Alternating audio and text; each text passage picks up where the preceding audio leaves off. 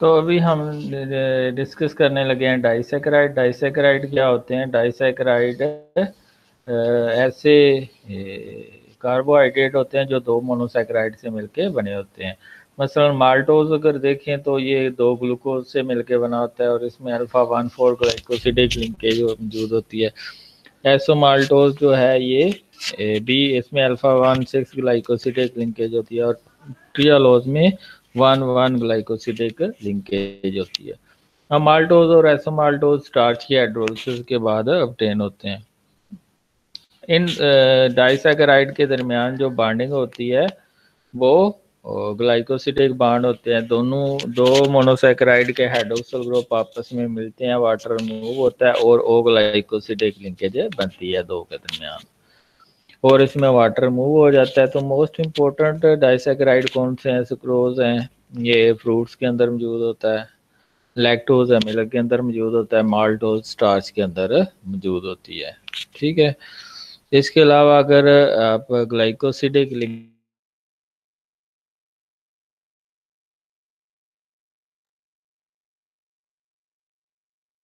मिलते हैं, ठीक है, वाटर रिमूव होता है और ये ओ ग्लाइकोसिडिक लिंकेज बनती है। ठीक है। तो ये ग्लाइकोसिडिक बॉन्ड दिखाया गया है, ये माल्टोज का स्ट्रक्चर है, इसमें अल्फा 1,4 ग्लाइकोसिडिक लिंकेज है। It form A disaccharide. तो ये माल्टोज का स्ट्रक्चर है, ये जो अभी हमने पढ़ा है, क्योंकि इसमें ये फर्स्ट कार्बन के ऊपर हाइड्रोक्सिल ग्रुप नीचे है, इसमें भी फर्स्ट कार्बन के ऊपर ग्लूकोज के हाइड्रोक्सिल ग्रुप नीचे है। तो ये अल्फा 1,4 ग्लाइकोसिडिक लिंकेज बनेगी। इसका फर्स्ट कार्बन और इसका फोर्थ कार्बन, 1, 2, 3 एंड 4, तो ये फोर्थ कार्बन आप इसमें बॉन्डिंग करते हैं और अल्फा 1,4 ग्लाइकोसिडिक लिंकेज बनती है। तो ये भी हमने माल्टोज के अंदर पढ़ी है, ये अल्फा 1,4 ग्लाइकोसिडिक लिंकेज है। ये चेयर कन्फिग्रेशन है विशा का, आप ये वाली कन्फिग्रेशन जो सिंपल है ये याद रख लीजिएगा। इसमें अल्फा 1,4 ग्लाइकोसिडिक लिंकेज है, इसको हम इस तरह भी लिख सकते हैं, अल्फा 1,4 ओ अल्फा डी ग्लूकोपेरानोसिल डी ग्लूकोपेरानोस। ठीक है। फर्स्ट रिंग को हम ग्लूकोपेरानोसिल कहते हैं और दूसरी वाले को ग्लूकोपेरानोस। ठीक है। तो ये माल्ट शुगर होती है। इसके अलावा स्टार्च की हाइड्रोलिसिस के बाद हमारे पास आती है ग्लाइकोजन की हाइड्रोलिसिस के बाद आती है, और ये म्यूटा रोटेशन शो करती है। म्यूटा रोटेशन वो सारी डाइसैकेराइड म्यूटा रोटेशन ये शो करेंगी जिनका एनोमेरिक कार्बन फ्री होगा।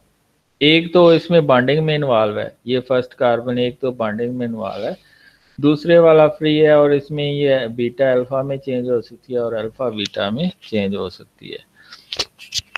तो इसके अलावा ये हाइड्रोलिटिक प्रोडक्ट है स्टार्च और ग्लाइकोजन का, used as a nutrition malt extract, यानी कि माल्ट को एक्सट्रैक्ट करने के लिए यूज़ करते हैं। लाइक ये जो एथेनॉल की प्रोडक्शन में भी इसको यूज़ करते हैं, इसको एज ए स्वीटनर यूज़ करते हैं, इसको as a fermentation agent use करते हैं हम लैब के अंदर।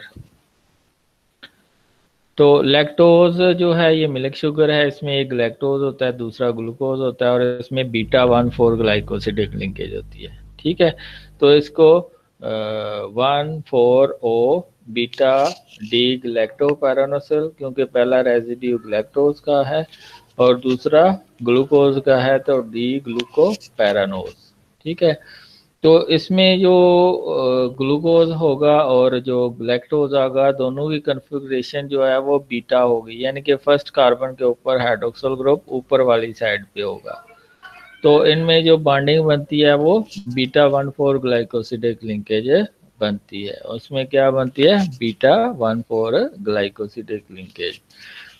तो अगर मिल्क के अंदर देखें मैं लैक्टोज को, ये अराउंड 4.5 से 5% तक होती है एनिमल मिल्क के अंदर, मेमरी ग्लैंड इसको प्रोड्यूस करते हैं। लैक्टोज और ग्लूकोज मिलते हैं बीटा 1,4 ग्लाइकोसिडिक लिंकेज के, क्योंकि इसका भी एक एनोमेरिक कार्बन फ्री है ये।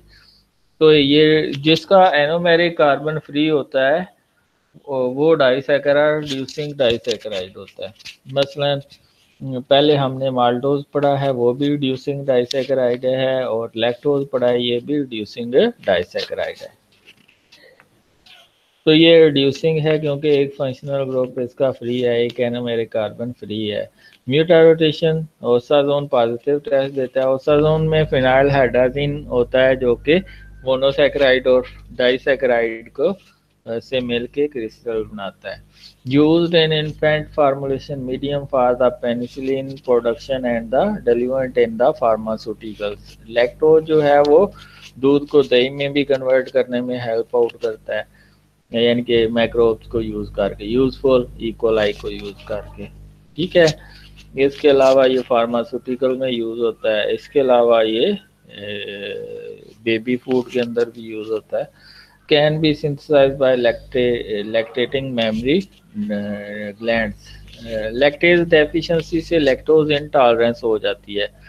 लैक्टेज एक एंजाइम होता है जो स्मॉल इंटेस्टाइन प्रोड्यूस करता है। अगर वो नहीं प्रोड्यूस होता तो ये लैक्टोज स्मॉल इंटेस्टाइन की बजाय लार्ज इंटेस्टाइन में जाके फर्मेंटेशन करती है, और अगर वहाँ पे फर्मेंटेशन होगी तो क्या होगा, वहाँ पे गैसेस प्रोड्यूस होंगी, एसिड प्रोड्यूस होंगे, और पीएच लो हो जाएगी, और वोमिटिंग और डायरियल फीलिंग आएंगी। लैक्टोलूज ये वाला डाइसैकेराइड जो कि बना होता है ग्लैक्टोज का और फ्रक्टोज का, इसमें अल्फा डी ग्लैक्टोज जो है, ग्लैक्टोज होता है इसमें अल्फा कन्फिग्रेशन होती है, और जो फ्रक्टोज होता है उसमें बीटा कन्फिग्रेशन होती है। इसमें ग्लैक्टोज का फर्स्ट कार्बन और फ्रक्टोज का 4 कार्बन यूज होते हैं लिंकेज के जरिए। और ये जो लैक्टोलूज है मोस्टली बेबी के लिए, जो हम कॉन्स्टिपेशन के लिए सिरप यूज करते हैं उसके अंदर ये लैक्टोलूज होती है।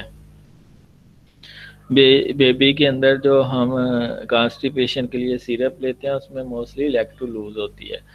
ये मेनली हम खुद बनाते हैं। Small amount in heated milk में अंदर मौजूद होती है। Not digested fermented by intestinal bacteria used as a mild laxative, यानी कि बच्चों के अंदर जिनको कब्ज होती है उनके अंदर हम एज ए लैक्सेटिव के तौर पर यूज कर सकते हैं। तो इसके semi synthetic disaccharide not naturally occurring not absorbed in the GIT tract, used rather as a laxative, Cronulac। ये एक कंपनी का नेम है, उसके इस नाम की सीरम मिलती है। Are in the management of portal systematic encephalopathy.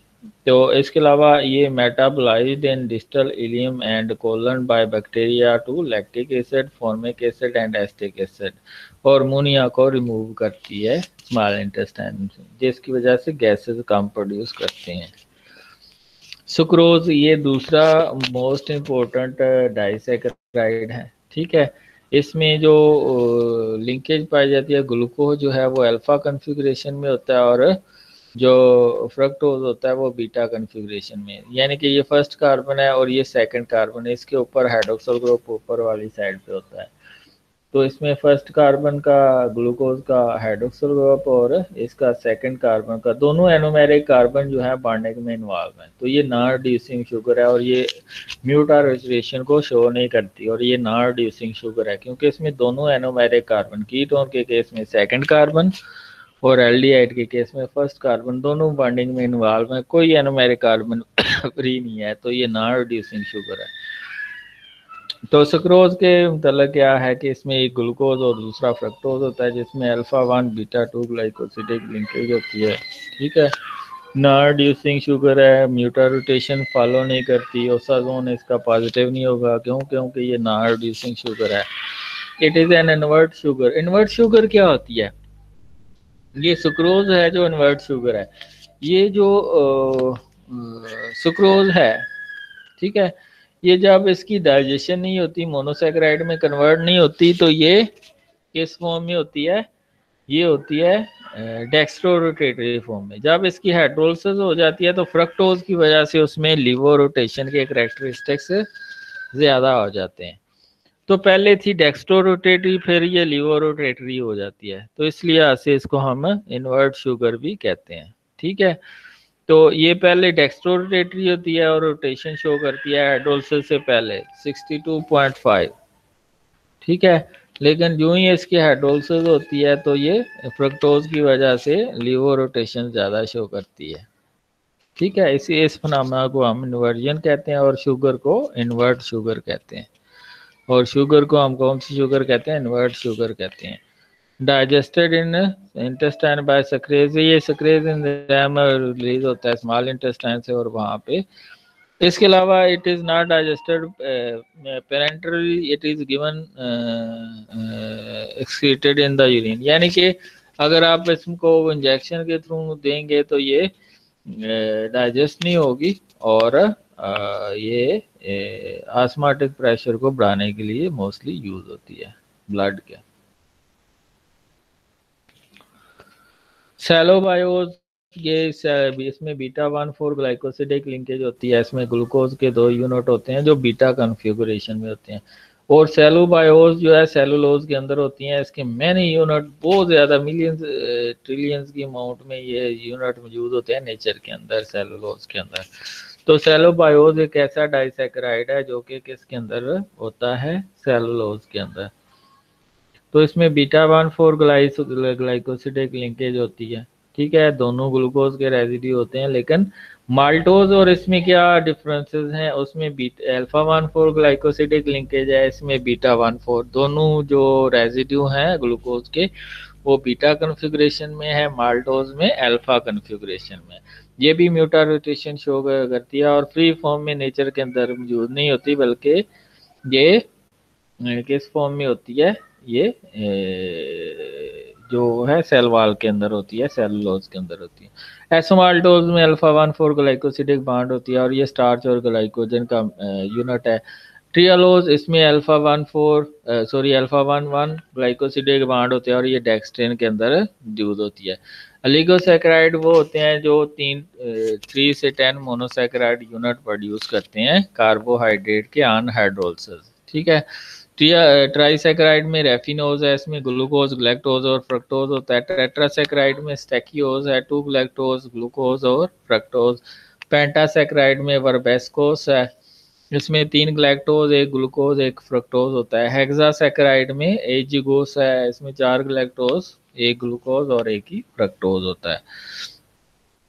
ये आपको एक लिगोसैकेराइड रेफिनोज दिखाया गया है जिसमें ग्लैक्टोज, ग्लूकोज और फ्रक्टोज मौजूद होते हैं।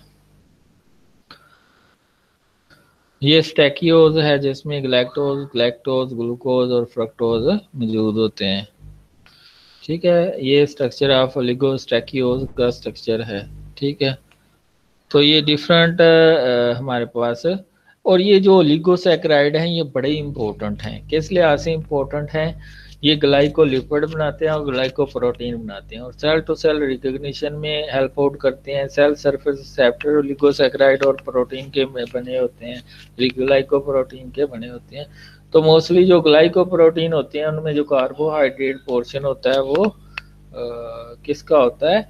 वो लिगोसैकेराइड का होता है। पॉलीसैकेराइड जो जिनके अंदर 3 to 10 से ज़्यादा 10 से ज़्यादा मोनोसैकेराइड यूनिट होते हैं।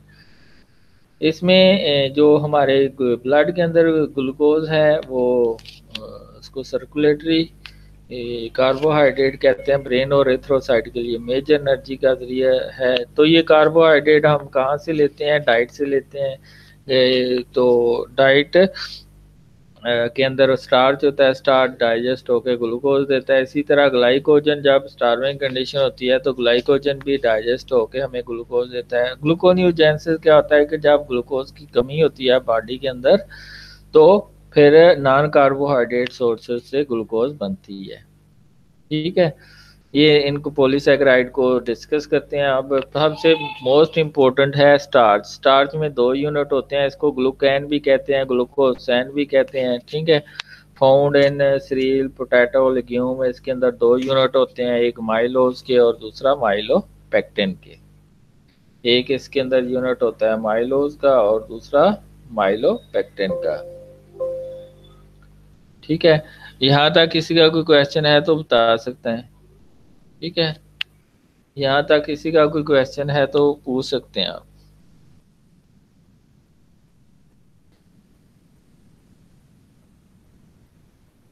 यहाँ तक चलेंगे चलेंगे आगे फिर चलते हैं। तो माइलोज जो है इसमें सिर्फ अल्फा 1,4 ग्लाइकोसिडिक लिंकेज होती है और ये ग्लूकोज का बना होता है और ये सिर्फ स्ट्रेट चेन होता है। और ये स्ट्रेट चेन में ही इसका जो है ना रैंडम कॉइल हेलिकल स्ट्रक्चर मौजूद होता है। ये आप देख सकते हैं, ये हेलिकल स्ट्रक्चर है, इसमें सिर्फ अल्फा 1,4 ग्लाइकोसिडिक लिंकेज होती है। ये सॉल्युबल स्टार्च होती है, वाटर सॉल्युबल होती है और पॉलीमर ऑफ डी ग्लूकोज होता है। इसका मॉलिक्यूलर वेट कम होता है और आयोडीन के साथ ये डीप ब्लू कलर देती है। ठीक है, ये आप देखें alpha 1,4 alpha 1,4 alpha 1,4 glycosidic straight chain में माइलोज के अंदर होती है। माइलोपेक्टिन में क्या होता है कि जो स्ट्रेट चेन के अलावा अल्फा 1,4 ग्लाइकोसिडिक लिंकेज के अलावा इसमें अल्फा 1,6 ग्लाइकोसिडिक लिंकेज भी होती है। और ये अल्फा जब स्ट्रेट चेन में गुजर जाते हैं 20 से 28 रेजिड्यू या 20 से 30 रेजिड्यू गुजर जाते हैं तो फिर अल्फा 1,4 ग्लाइकोसिडिक लिंकेज आती है। तो ब्रांच में होती हैं किस वजह से? Alpha 1,6 glycosidic linkage. ये मसलन जब 24 से 30 या 20 से 30 रेजिड्यू गुजर जाते हैं तो फिर ये एक तरह की ब्रांच आती है इसमें। तो ये ब्रांच इनसॉल्युबल स्ट्रक्चर होता है, इनसॉल्युबल इन वाटर होती है और ये जो आयोडीन के साथ डिफरेंट कलर देती है। ये आप देख सकें, ये माइलो जो है वो स्टार्च के अंदर 15 to 20% होती है और ये 80 to 85% होती है, 80 to 85% होती है। लो मालिकुलर वेट है 60,000 और इसका 5 लाख तक होता है, अप टू 5 लाख तक चला जाता है। वाटर सॉल्युबल होती है, वाटर इनसॉल्युबल होती है, अनब्रांच्ड है, ये ब्रांच है और ब्रांचेस आती हैं 25 से 30 रेजिड्यू के बाद। स्ट्रेट चेन है और इसमें 250 से 300 रेजिड्यू ग्लूकोज के होते हैं और ये अल्फा हेलिकल स्ट्रक्चर बनाते हैं। ये ब्रांच होती है, ये आयोडीन के साथ ब्लू देती है और ये वायलेट कलर देती है।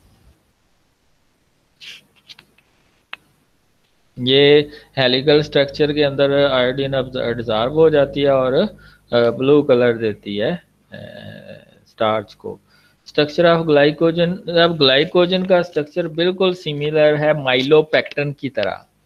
माइलोपेक्टिन में क्या होता है कि अल्फा 1,4 के अलावा में भी दोनों लिंकेज पाई जाती हैं, अल्फा 1,4 भी और अल्फा 1,6 भी, लेकिन इसका मॉलिक्यूलर वेट 10 लाख से 40 लाख तक होता है। ठीक है, तो ये इसका मॉलिक्यूलर वेट बहुत ज़्यादा हाई होता है।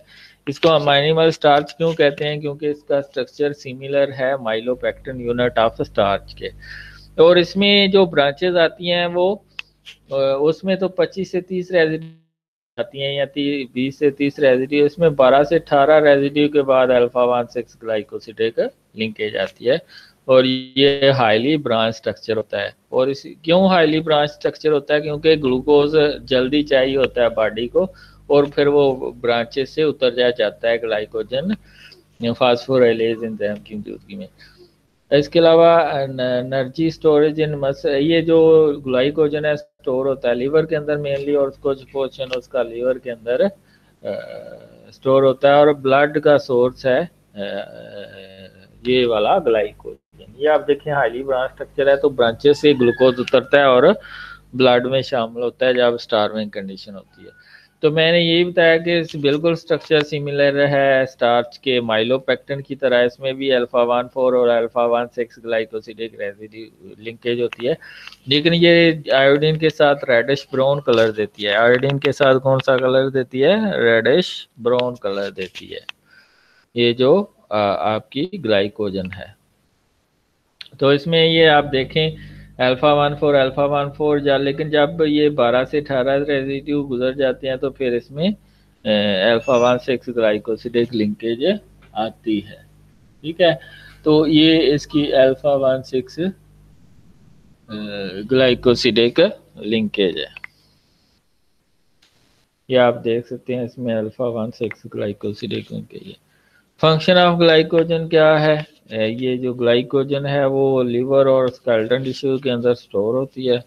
मेजर फ्यूल है बॉडी स्टार्विंग कंडीशन में होती है तो ये ग्लूकोज प्रोवाइड करती है। ये स्केलेटन टिश्यू की ग्लाइकोजन ग्लूकोज 6 फास्फेट में कन्वर्ट हो रही है और एनर्जी देती है। ये लीवर की है जो ग्लूकोज देती है और एनर्जी देती है। Store increase during the well fed state and are depleted during fast. ये मैं आपको पहले बता चुका हूँ। Muscle glycogen is not affected by sharp period of fasting, लेकिन अगर लंबे अरसे तक फास्टिंग होती है, वीक्स की फास्टिंग होती है, तो फिर ये जो है वो डाइजेस्ट होती है और एनर्जी देती है। Muscle glycogen is synthesized to replenish muscle store after they have been depleted. For example strenuous exercise में ये फिर यूज करती है एनर्जी को। Synthesis and degradation of glycogen are processes that go on continuously. The difference between the rate of these two processes determine the level of stored glycogen during specific physiological condition. Cellulose, इसमें beta 1,4 glycosidic linkage होती है और ये भी helical structure करती है और ये लंबे लंबे फाइबर बनाती है सेलुलोज, जो कि आपस में हाइड्रोजन बॉन्डिंग के जरिए स्टेबलाइज होते हैं। तो ये ट्रिलियंस केजी की अमाउंट में पर ईयर प्रोड्यूस होती है। मोस्ट अबंडेंट ऑर्गेनिक कंपाउंड है नेचर के अंदर, और a pair of unbranched cellulose molecule which may contain as many as 12,000 glucose unit each, जो कि लंबे लंबे फाइबर होते हैं, are held together by hydrogen bonding to form sheet like strips called microfibrils। तो मैंने आपको बताया कि ये लंबे लंबे धागे बनाती है और वो हाइड्रोजन बॉन्डिंग के जरिए आपस में जुड़े होते हैं, जिसको हम शीट लाइक स्टेप्स कहते हैं microfibre. Each bundle of microfibre contain about 40 of these pair. एक बंडल के अंदर, जो सेलुलोज का एक बंडल है, उसमें इस तरह के 40 जो है पेयर्स होते हैं और ये स्टेबल होती है और फाइबरस होती है। ये आप देख सकते हैं, ये हाइड्रोजन बॉन्डिंग के जरिए फाइबर आपस में अटैच होते हैं। बायोलॉजिकल एंड क्लिनिकल इंपॉर्टेंस क्या है सेलुलोज की? बहुत ज़्यादा इंपॉर्टेंस है सेलुलोज की। डाइट के अंदर बहुत ज़्यादा इंपॉर्टेंस है। एक तो ये कोलेस्ट्रॉल को अब्जॉर्ब नहीं होने देती स्मॉल इंटेस्टाइन में। दूसरा, ये अनडाइजेस्टेड फूड पार्टिकल को अपने साथ ले जाती है। तीसरा, ये पेरिस्टालसिस मूवमेंट को बढ़ा देती है। और चौथा, ये सेटिस्फेक्शन फूड के लेवल को ज़्यादा कर देती है। इसके अलावा ये वुड, पेपर और टेक्सटाइल इंडस्ट्री में यूज़ होती है। Can not be digested by human but cows and termite, क्योंकि टर्माइट्स में ऐसे बैक्टीरिया होते हैं जो सेलुलोज एंजाइम प्रोड्यूस करते हैं और वो उसको डाइजेस्ट कर लेते हैं, लेकिन एनिमल बॉडी के अंदर सेलुलोज एंजाइम नहीं होता। Stimulate peristalsis, help removing undigested food particle. ये सैटिटरी वैल्यू इंक्रीज कर देती है।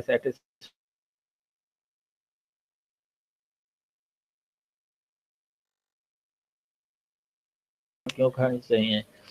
Associated with decrease incidence of colon cancer, क्योंकि ये undigested food particle toxic food particle को अपने साथ ले जाती है। आगे लास्ट हमारा टॉप है ग्लाइकोसामिनोग्लाइकिन। इनको हेट्रोपोलीसैकेराइड भी कहते हैं। ये लीनियर पॉलीमर डाइसैकेराइड का होता है, जिसमें मोस्टली अमाइनो शुगर, जिसको हम ग्लूकोर्निक एसिड या आयोडोरोनिक एसिड कहते हैं। तो sugar residue, linkage between residue, इसकी टाइप्स जो बनती हैं लिंकेज कौन सी है? Mostly beta 1,3 beta 1,4 glycosidic linkage होती है, लेकिन हेपरिन के अंदर अल्फा 1,4 ग्लाइकोसिडिक लिंकेज होती है। Presence and location of sulphate group charge present on the molecule, इस बेस पे हम ग्लाइकोसामिनोग्लाइकन को से हाइलोरोनिक एसिड का स्ट्रक्चर है, जिसमें ग्लूकोर्निक एसिड है। इसमें ग्लूकोज के 6 कार्बन की ऑक्सीडेशन हुई है, तो ये ग्लूकोर्निक एसिड है।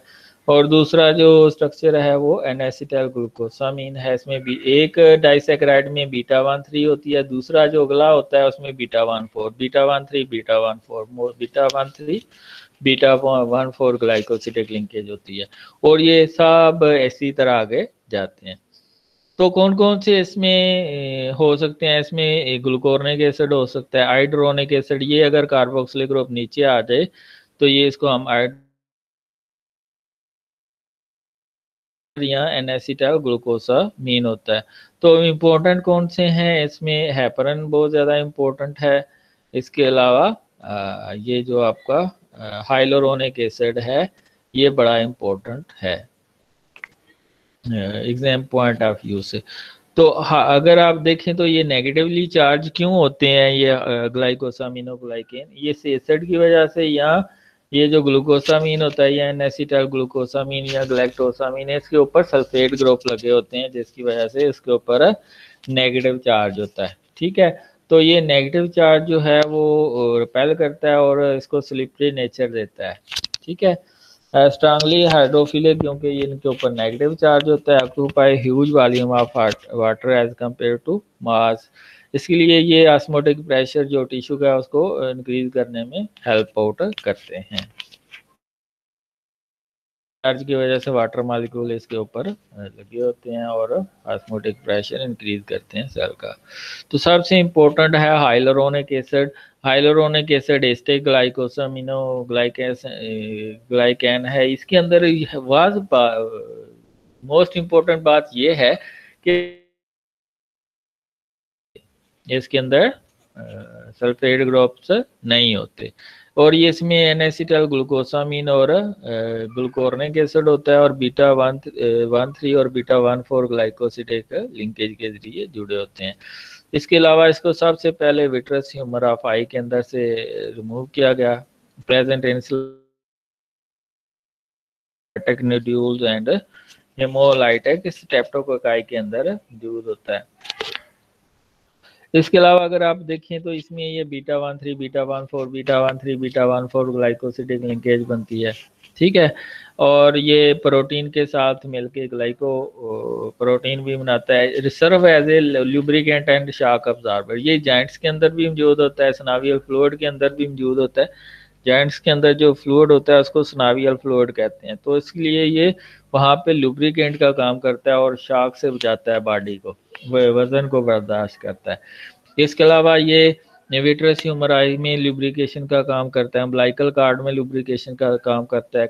लूज कनेक्टिव टिश्यू और कार्टिलेज के अंदर भी ये मौजूद होता है और कार्टिलेज बनाता है। हाइलोरोनिक एसिड डेरिवेटिव्स, ये several products are used in the management of osteoarthritis symptoms. मसलन ये दो जो है तरह के इंजेक्शन दिए जाते हैं जिसके अंदर हाइलोरोनिक एसिड होता है और ये हाइलोरोनिक एसिड जो है वो हम इंट्रा आर्टिकुलर इंजेक्शन देते हैं और जिसकी वजह से पेन के अंदर रिलीफ मिलता है, क्योंकि मोस्टली लोगों को हाइलोरोनिक एसिड की अगर डेफिशिएंसी हो तो उसको ऑस्टियोआर्थराइटिस हो जाती है, फिर हम उसका इंजेक्शन देते हैं हाइलोरोनिक एसिड का।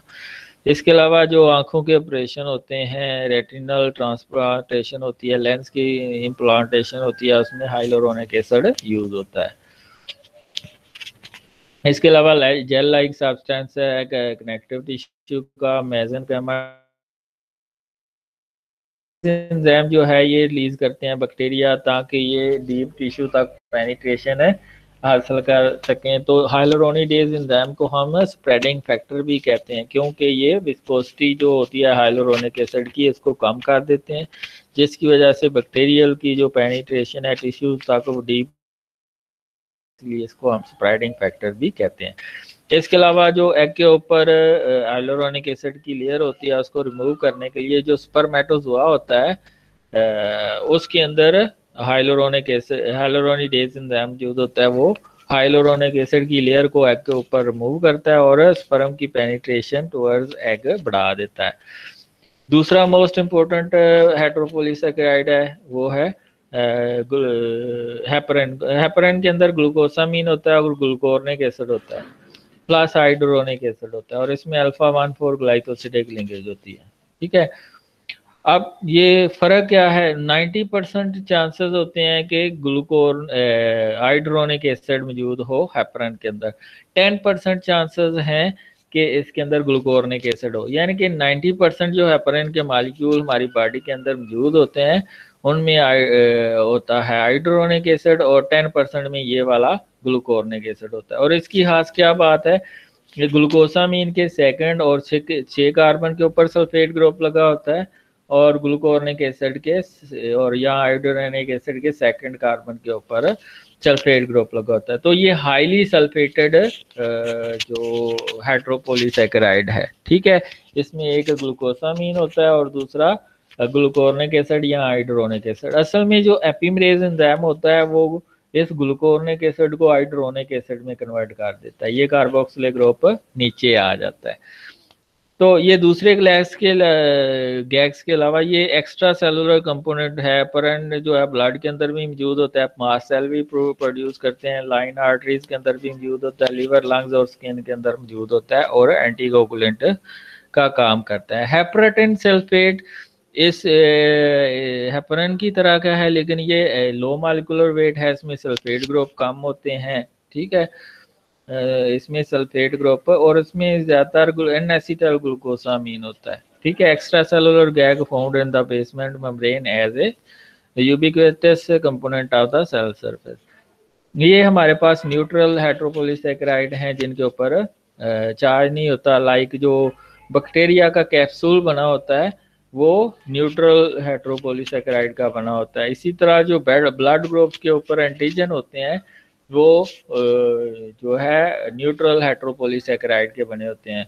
उसमें ग्लूकोज है, फ्यूकोज अगर एंड के ऊपर आ जाता है तो ब्लड ग्रुप एच होगा, और अगर एन एसिटाइल ग्लूकोसामीन या ग्लैक्टोसामीन आ जाता है तो ब्लड ग्रुप ए होगा, और अगर ग्लूकोज या ग्लैक्टोज आ जाता है तो ब्लड ग्रुप बी होता है। तो ब्लड ग्रुप स्पेसिफिसिटी में भी ये न्यूट्रल हेट्रोपोलीसैकेराइड का बहुत ज़्यादा रोल है। तो यहाँ तक अगर किसी का कोई क्वेश्चन है तो वो आप पूछ सकते हैं। That's all about carbohydrate. तो कार्बोहाइड्रेट